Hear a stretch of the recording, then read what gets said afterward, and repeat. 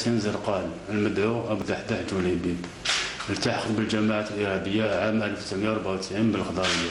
احنا حبينا الفكرة نتاعنا، الفكر المسلح والفكر الجهادي والعنف، حبينا ننشروه للمجتمع الجزائري عبر هؤلاء.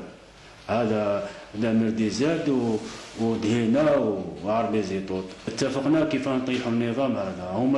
هما يحرضوا باش يحرضوا على الحراك هذا بالسلميه، وحنا ندعموهم السلاح. وكيف سما كانت تحولت الى ثوره، احنا كنا نبازوا عليهم باش يحرضوا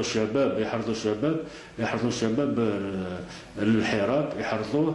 احنا كنا مع الاولى نقول لهم بلي سلميه، ندعموهم بالسلميه، بس احنا حابين نخترقوهم باش تولي امر بالسلاح والجهاد. احنا السلميه ما نستعرفوش كاع بها. تبداو يحرضوا كما يقول لك العصيان المدني. واش العصيان المدني؟ هو العنف. العصيان المدني احنا عندنا عصيان مدني، عصيان مدني ومن بعد يولي مسلح كما بدات في سوريا واليمن وليبيا. هو في بداية الحراك فتحت صفحة حراك مثل هذوك مفتوحة في التويتر.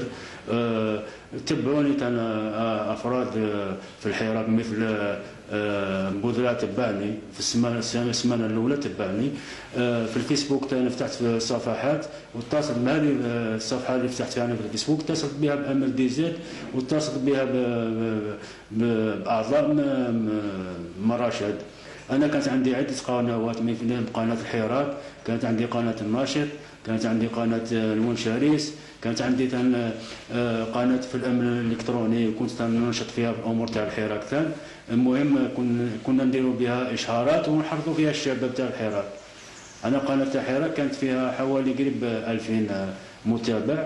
وفي التليجرام ما فيه متابع، حاجه كبيره بالنسبه للفيسبوك. كما كلفونا هنا كلفوا افراد، بينهم ابو عبد الله، بينهم حسين هريده المدعو ابو موسى، كان فاتح قناه يسموها سراج الوهاج. احنا كان ماذا بنا نحكوا النقطه هذه باش اسقاط النظام بكل الطرق وكل الوسائل.